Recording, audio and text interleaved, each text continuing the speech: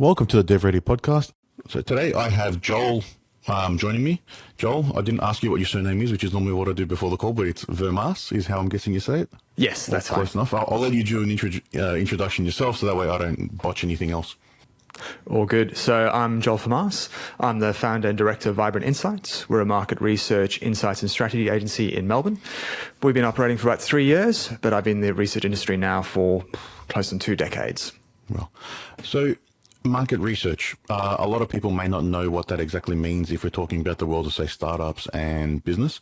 They may just think of product like FMCG stuff, so fast-moving consumer goods and that sort of thing. So what does that relate to in the world of startups and founders and entrepreneurs?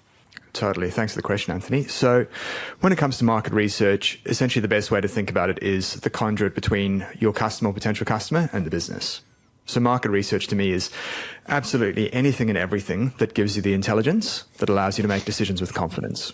When people think market research, they think, the traditional stuff, bunch of people sitting in a focus group or, someone calling you over dinner and asking you to spend 25 minutes asking a bunch of repetitive questions. It's much bigger than that, and it's evolved a great deal. So market research could be as simple as some desk research, going out, spending some time with Google, grabbing some existing research reports, all the way out to doing your own research. And probably where I specialize is in the brand side of things. So understanding your market, potential opportunities, understanding your customers, what makes them tick, what they need in their lives, all the way through to optimizing your product, your pricing, your service offering, what you include in it, through to communications and everything in between. Yes, it's a wide spectrum. I'll say then for a brand level. So if you were a new startup or say a business looking at trying to potentially scale up and franchise, or because there'll be similar kinds of concepts in being able to scale and grow for either a startup or that business into a larger entity, with the brand focus, does that start from logo and name and see how that resonates with your target audience? Or is it even earlier than that in the beginning? All right, this is your idea. Who's the target audience? Then we start focusing everything around that and then start getting feedback. Totally. So I agree. It starts much earlier. I think the best way to think about it, if you're thinking about a startup, you're probably thinking about solving a problem of some description. You've landed on something you see in the market. There's a gap. People have a pain point and you're there to help them solve it. Great. The way the research comes in is it's really about understanding, let's define that problem really clearly. So let's go out, speak to those customers or potential customers and start with what's going on, why is that a pain point for them, what's the implication. It's then back in that understanding the size of that market. How many people are sharing that? Is that something which you and maybe a handful of other people have? Or is it a much bigger opportunity? And then it's about understanding your primary target, your secondary target, your tertiary targets. So it's really before you even think about logo, brand name, etc. Absolutely start there. But I'd say it's probably just foundational. What's the market size? What are the problems people are facing and how can you help them solve it? And really going from there. Okay, so it's really like, if you're a startup, it's the foundations of your pitch deck. Spot on. It's the foundation of your pitch deck, right? It's the size of the opportunity. It's you running the commercials to say, if we build this thing, how big is the opportunity for us? Are we going to be serving 3 people or are we serving 300,000? Yeah, and serving 3 people, unless they're very, very, very large customers, it's not really going to be a business that you should be going down that path. So, exactly right. What sort of market research are you performing for when say, an example of a startup comes to you, they've got an idea of the product, a rough idea of the market. What does the market research involve, or what is it that they need to start considering when they come to someone like you? Totally. So for most businesses, particularly if you're a startup, cash is going to be pretty lean. And I understand that the investment isn't going to be enormous when it comes to research. But I would suggest all startups think about investing even a small amount. There's nothing to replace spending a bit of time seeing the whites of your customers' eyes and hearing them talk in their own language about the things they're facing. Programs can be small. It could be as simple as a handful of depth interviews. Recruit some people. There's a whole bunch of platforms out there that allow you to recruit people on spec. Say you're solving a problem with, say you're a company that's looking to solve something around automating payments. Mm-hmm. Think about your target market, who you're looking to target. Say that's a small business. You're trying to solve something for small businesses who don't have time, who don't know how to navigate that. Plenty of platforms where you can go out and find a half dozen small business owners, sit down with them, pay them some money for their time and just have a conversation with them. Explore people who aren't necessarily in your immediate network and just have a conversation to understand what are they going through, what do they need, what would a product do in terms of how it solves their problems, and go from there. So it can be as simple as a half dozen depths, all the way up to large-scale surveys of several hundred or several thousand people to understand what their challenges are. But really what you're looking to do there is understand in their own language, what are the problems they're facing? Will your product solve it for them? Putting some ideas in front of them and help them get some early stage ideas. Okay, so from there, once you talk to those people, you get some feedback. Assuming then smaller sets going to be quite easy to understand and where the correlations lie across them, and sort of the same data will come back, and then you can say, all right, three out of the 10 people said something was wrong, so maybe that's something we can ignore or build up, because depending on how many people are saying the same thing, it will be a positive indicator. When you have larger data sets, you're doing a larger reach, so I'm guessing you may run online polls or surveys, you get a large data set. Does that become more challenging in trying to understand the feedback, because there'll be a lot of noise? I'd probably say the opposite. Okay. Generally, what we tend to recommend is the two main disciplines we think about is qualitative research, which is what you've spoke about first. 10 people, one-to-one conversations, really getting into the detail. What you're looking for there is reaching saturation, which is a point where you're not really uncovering any new insights, but you get a breadth of responses. What you do then is you move that into a poll to get you the hard, validated numbers. Polls don't need to be massive. A few hundred people is enough. Even 100 people can often be enough. In many ways, that's easier because then you've got 100 people and you can size the opportunity. 3 out of 10, you run a second group, you might find 6 out of that. Those 10, you might run a third group, you might find 1 out of 10. Whereas when you start to run up to 100, 200, 400 people, those numbers start to soften out. The variability in the data softens out, and you can start to get some clarity around, actually, this is the way to move forward. Okay, it does make sense here. The larger the sample size, the clearer the results will end up being. Spot on. And there is a balance point. I would say bigger isn't always better. In statistics land, if you start to get into a massive sample size of tens of thousands of people, what you end up finding is differences of 1% to 2% become significant. Mm-hmm. And in business, that starts to become confusing. So there is this sweet spot between too few, you get a lot of error in your data, way too many people, and you end up jumping at shadows because 1% here. And businesses, you're not necessarily, unless you're a multi-billion-dollar business, you're not making a decision based on 52 versus 53% of people. We're talking broad quantum. So in broad terms, I'd say a few hundred people is all you need. But that gives you the confidence for that pitch deck. It gives you the confidence about when you're designing your product, when you're looking at pain points, when you're looking at your delighters, what's the kind of size and scale and scope of those. Okay. So what other market research would you do along with just, say, surveys to try and get an idea of should you move forward, or to provide you with enough evidence to make that decision that you mentioned earlier? The world's changing a lot. So the old days of market research used to be, when I first started, we were still doing face-to-face interviews, bringing people into a central location, getting them to watch ads, doing product testing face-to-face. That's changed a lot. I'd say probably with market research, the key thing you're looking to do is forge some kind of question or hypothesis and go out and test that. And that can be exploratory, that can be confirmatory. As we mentioned before, kind of focus groups, one-on-one depth interviews is kind of your starting point. It gets you some really nice detailed conversation starters. Move that into some quantification. So you're kind of polling online surveys. But then you can also do some cool new things like if you've got existing sales data, let's say you're an e-commerce platform and you're selling products, start to look through that, understand some of the trends. What do you see the main lines moving? What do you tend to see the key kind of times in what's going on? What are the trends in terms of your customer base?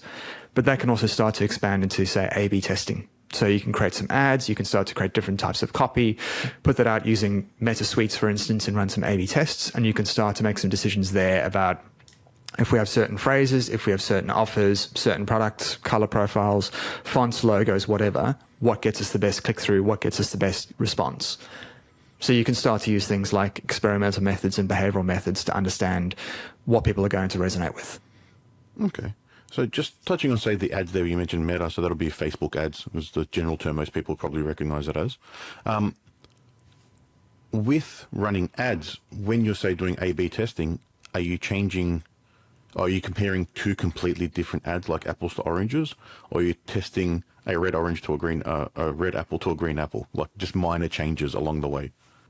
Everything and anything. Okay. I mean, again, in the older days of testing, it was fiendishly expensive to do this stuff. So you tended to want to get it right first time, and you tend not to want to do as much.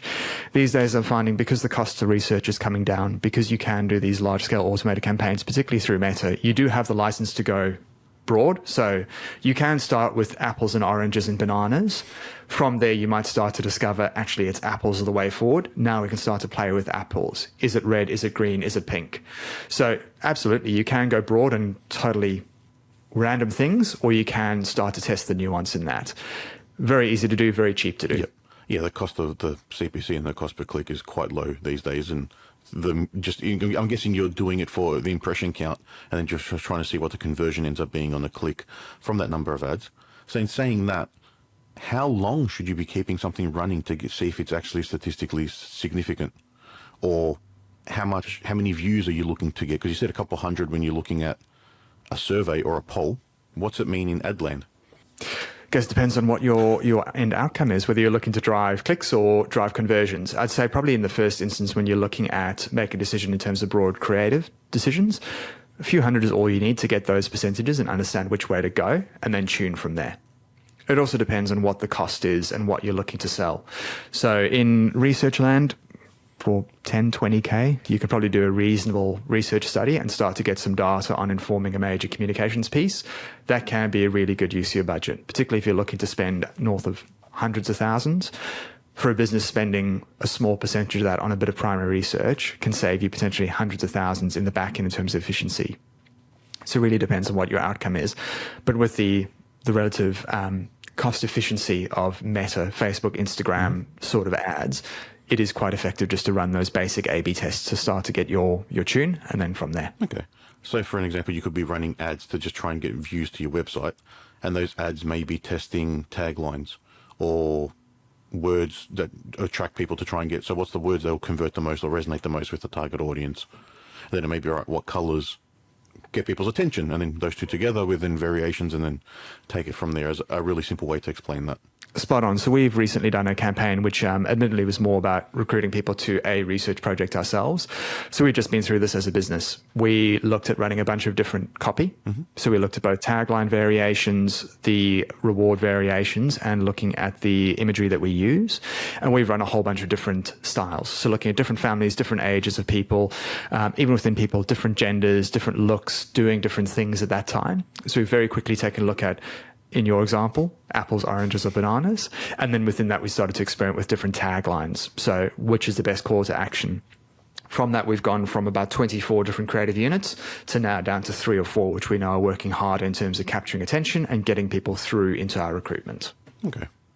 So I think that's a really good overview as an idea of what the market research is for a brand, that I wasn't sure that it was covering all of those points as well that you've just raised and discussed.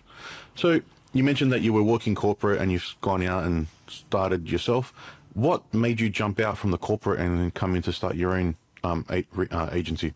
A few things. So I think after running lots of people's businesses very closely with them and for them, I thought, there's a lot of good stuff going on. I was inspired by seeing the stories of other founders to give it a shot myself. And the other part for me as well was really wanting to make a difference in the world. So a big part of what we've started to do is we want to do great commercial work, but we also want to give back and have a focus on community. So it's the intersection between community and commerciality. And I think it's a hard thing to get right. I don't want to be a bleeding heart telling everyone to go out there and hug trees and turn vegan and, go and live in a yurt. By all means, please do go plant and hug more trees. But I didn't want to move away from too much of the commercial side because I love doing really good commercial work. I love working with big businesses and big clients. So a big part of what Vibrant has started to do is do great work, but give back. And we do that through donating 10% of our profits to charity. We're 1% for the Planet members. We do lots of pro bono and low bono work as well, which feels pretty good. Yep, I'm sure giving back to the community and being able to help those who can't get ahead and have that benefit, and that's a great thing to do. And it's the other part as well, is helping businesses that otherwise can't afford research. We've had plenty of clients, many of them startups, many of them small scale, who approach us and they want to do great quality market research. But unfortunately, the major research providers, it's just really expensive. Their commercials are way different, right? Their operating costs, they've got expensive rents, they've got ownership structures, they've got huge amounts of people and infrastructure that sit behind them. It's really hard for them to get out of bed for a low value. Yep. Whereas the way we've set up Vibrant is an incredibly lean operation, which means we can get out of bed much easier for much lower values, and it means we can help clients grow their business. And we love being part of that transformation. Clients start small. We see that growth trajectory with them on that journey and eventually see them grow and become bigger clients with greater market share. It's really nice being part of that journey. It is nice. We're part of that on the tech side, so we help startups with, they have an idea or they come to us with something written on a napkin. You end up helping them build software, and then if they make the right decisions, you see they grow and move forward and they prosper from that, and that's always a good thing. And that's our way of giving back is through this podcast and donating our time and speaking to experts and people like yourself, where we hopefully can shed some insights into decisions and advice that can actually help them drive something forward. Exactly right. And I'm sure this will resonate with you. For me as well, it's the variety, right? I love working in the industry I work in because the clients are so different. And, my day varies from, looking at property portals through to, cremations, funerals, memorializations, all the way through to white milk. Like the variety is enormous, and it keeps my brain ticking over and it keeps me guessing, which I love. Yeah, it's similar to us. We don't have as much variety in a day because we have a set number of projects, but you do go very deep in those topics. You become almost a mini expert in things. And that's the other part that I enjoy is the variety, the being able to learn new things, because I enjoy learning anything about anything. And then being able to have that problem solving, which is something you'd have. That's, all right, we've got an idea.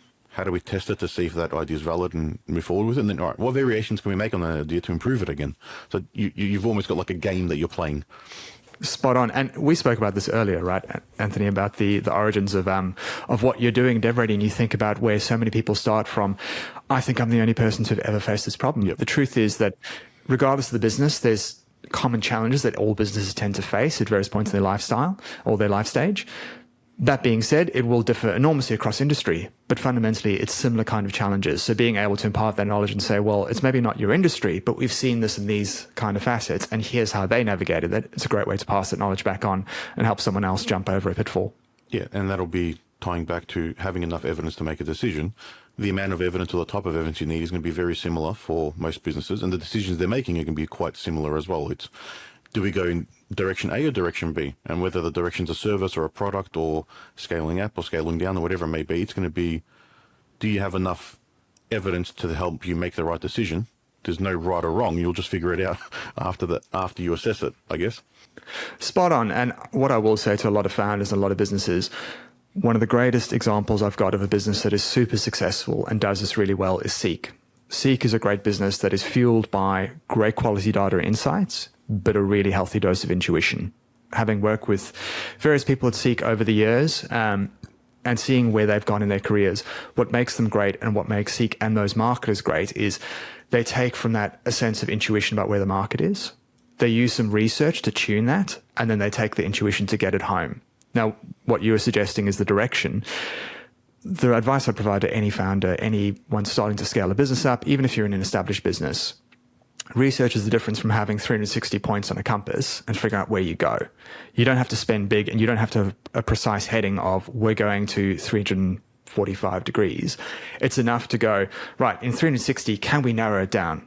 Are we going north? Are we going west? Are we going northwest? Even that direction, start in that direction. You're at least heading the right direction, and you can tune and course correct as you go. It doesn't have to be big. It doesn't have to be enormous. Agile methodologies work for this reason. You don't have to go out there and drop $100,000 on a 12-month program to figure out this is the precise direction. Do some quick learning. Learn quick, fail fast, tune your direction, take a few steps, and keep tuning and adjusting. Yeah, doesn't need to be big in order for it to be good. Definitely, it's making a decision and just moving forward. If you don't know anything, decide how you're going to look at something and then assess it again.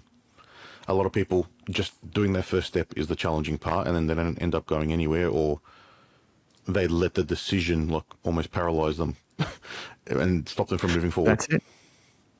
That's it. And coming from a scientific background, you start everything with hypotheses. Start with a position. It doesn't have to be right. It doesn't have to be wrong. You're out there to prove the hypothesis correct or incorrect, null hypotheses. So you're going out there saying, I believe this is the case. Cool. We've got a stance. Now we've got something to benchmark against. So to your point, don't be paralyzed. Take the first step, make your commitment, make a statement, go out and test it.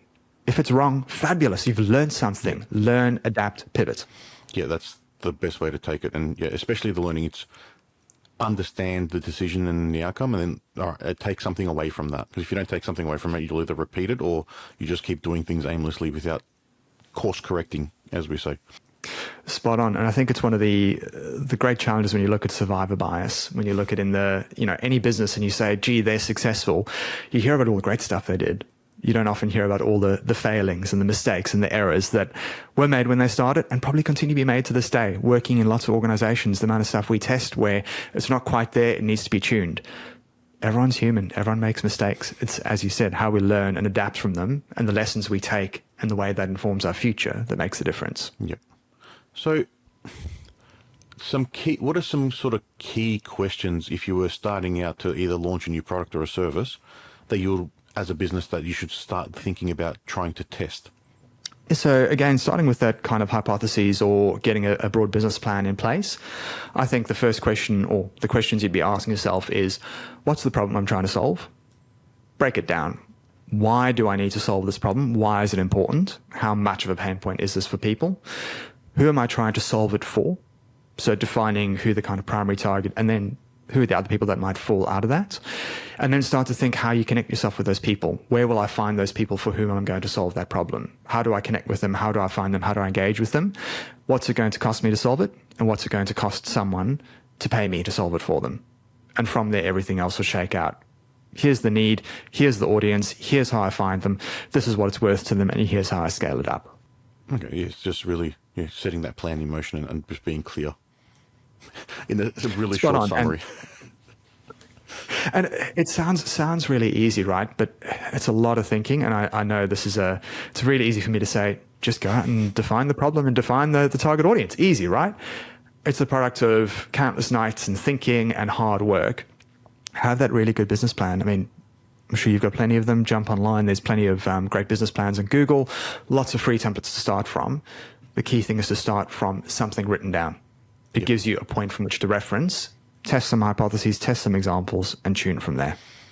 So something that just came to me now is if you are trying to sit down and think and you're having trouble, like I say, some people don't know what to do or don't know how, can you see how if asking ChatGPT some questions around that and explaining what your business does can point you in the right direction potentially? Is that something that you've seen come into the space over the past year and a bit?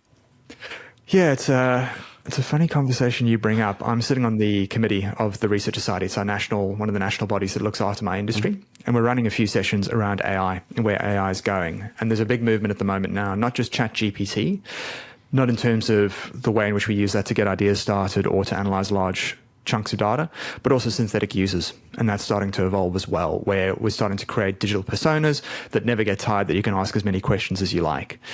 So things like those AI large language models, they are great to start to jot ideas, to start to push on things. Increasingly, we will see synthetic users. So by synthetic users, what I mean is a generated digital persona that takes real data and creates a semi-real human out of it based on what we know. And you can create a whole bunch of them and ask them questions, and they can sit down in a room and they never get tired. You can spend 4 hours querying them and starting to push on what their problems are. Those kinds of AI tools and large language models are becoming more and more powerful. I will say they're a great starting point, but remember, you've got access to them, so does everyone else. So it's not going to give you a competitive advantage unless you get the prompts right. So I'd say it's a good starting point. Absolutely. ChatGPT, all the different large language models, generative models, fabulous starting point. But I will say as well, nothing replaces sitting down with a person and actually having a conversation with them. Yeah, so just touching on that, say, synthetic users, you'll either have to have data that you're priming each one with, so you'll have to understand the personas and have data collected to do that, or you're specifying the persona that it should act like as part of your prompt, which means that even if you give it 100 different personas and you keep going with questioning, eventually all those personas are pooling from the same data that they've been trained on. You've given the context, but they can, I'm guessing, overall end up being the same if you ask it long enough. Correct. Totally. So, I mean, there are some movements in the industry now where people are creating businesses to create distinct personas, and they're creating panels of synthetic users that you can go out and query. So we are starting to see people take real market research data and use that to train personas. So we do have a person which looks and feels and functions a lot like Anthony, and a person who looks and functions a lot like Joel. It's not going to be Joel, but it's a good allegory and a good kind of way to replace, at least in the first instance, based on the training data. That being said, the way these things are working, getting more sophisticated, they can also start to scrape conversations. So you can look at things like trawling through subreddits, through Whirlpool, through Facebook comments, Instagram comments, any kind of dedicated internet forums. So these things are getting more sophisticated and they can start to pull from existing data sets. But you're right, there's also a point where it can only ingest what it can ingest. And there's a point where that training data will run out. Yep. And that for me is where the intersection of a human being driving the software is great, but ultimately sitting down opposite a person and understanding them and their needs and having that conversation, it's never going to be replaced by a machine. Yeah, no, never will be, unless we hit that that level of AI where it's I can't remember what it's called, not the autonomous one, the general artificial intelligence that can just do things on its own, and we really don't actually understand how it's working. These ones we sort of understand, but don't. I dare say when we reach that point, we won't need humans as much anymore, right? Yep. We'll be bots selling to bots, designing for bots, which is bought by more bots. That's when we start looking at the movies for cautionary tales. So exactly right. In saying that, with the AI and the large language models and generative AI, what I'm guessing is probably an easy way to start is to use that to help you form your hypothesis, and then go out and talk to real people. So you can pretend to talk to those synthetic people, ask them some questions, get some general directions from those personas. Now go and validate that with real people, because that's who's actually buying your product or your service, I think it's a great who you're selling to. Exactly. I think it's a great way for any founder to get started. Ultimately, those models are trained on enormous data sets, far more than you can ever canvas. So as a starting point to ask some questions, to understand a category, to get some of that general knowledge started, it's a great starting point. Once you start to get further in that, you can ask it to act like people, behave like this kind of person who's got this needs. Think about some of the different frameworks in terms of wearing different hats or different business sizes, whatever that might be, push and prompt. And once you start to tune that and take again from 360 degrees down to maybe 90 degrees, now go out and speak to a few people. Doesn't have to be many, but just sit down with a couple of potential target audience and explore a bit further with them once you've got that button down. Yeah, I think that's a solid strategy for anyone listening out there to go through and follow. It's start that easy way and then build out to real people and actually get your proper insights. And then you can probably go back to ChatGPT and get it to help you analyze everything, save some time. Quite literally, yes. But I think that's the magic, right? Yep. It's the human driving the machine. The machine isn't going to do it all for you. Being a human, there's only so much information we can handle and so much we can do. But the power is going to come from having smart humans wielding software or wielding capability. And it's always changed, right? If you think about if you're a developer or a programmer, sure, you can go and jump on GitHub and go and grab some stuff. But unless you know how it all fits together, you're taking a whole bunch of different random puzzle pieces and shoving them together. And what's going to come out the other end, it's not going to be pretty and it's not going to work. Yep. So you still need to have a working knowledge and have a human driving this thing, at least for the time being. Yep. And then that's the approach that we tell everyone. It doesn't do the work for you. It just gives you a draft. You have to then put your expertise on top still and your knowledge to get it to where you need it to be. I mean, it's happening in every industry, right? Mm-hmm. You think about using drills and power tools. Just because you've got a drill doesn't mean you can build a house. You still need to have the skills and knowledge. You don't have to go back to, doing the manual work just to have some kind of bizarre sense of this is real and authentic. Absolutely use the tools, but you need the knowledge and you need the skills and experience to take you there. It makes your life easier, but it doesn't replace the hard work. Yeah, and a similar example I've heard of that was when tractors were invented, there was a huge outcry from farmers. They thought they'd be out of jobs because the tractor was replacing their horse and cart and oxes and plows. Exactly right. The farmer's job is the same. And sure, maybe we don't have quite as many farriers and maybe it's more of a recreational pursuit now. Yeah. But the world changes. We still need the same people to do the same jobs. Farriers turned into mechanics. There's still a parallel for them to move to. So for anyone listening out there, if they want to get in touch or understand just a quick way to get started, how can they reach out, and do you have any information you can share on what's the first step someone can do after they're listening to this? Yeah, absolutely. So first thing I'd say, if you're looking to scale a business, get yourself one of those great templates out there, start to build some foundations, define who your customer is, define what their problems are, define how you're solving it. There's lots of different ways to phrase that, but start from that. To get started in research, there's lots of really good platforms out there, lots of self-serve platforms. Reach out, always happy to chat to any founders and help them scale up. I'd say as well, reach out to any of your founders' networks. There's lots of really good networks in Australia, small business startups, founder groups. If you're into climate change tech, Climate Seller is another great group. Start to reach out to like-minded people. And then, always happy to chat and point people in the right direction to do some research. Otherwise, Insight Platforms is a really good place to start. They've got lots of different tools and techniques. There's hundreds of thousands of people who do what I do in various scales. Lots of that automated, lots of that manual. So go out there, form some hypotheses and go and test them. Cool. And if there's anyone wants to reach out, would LinkedIn be the best place to reach you?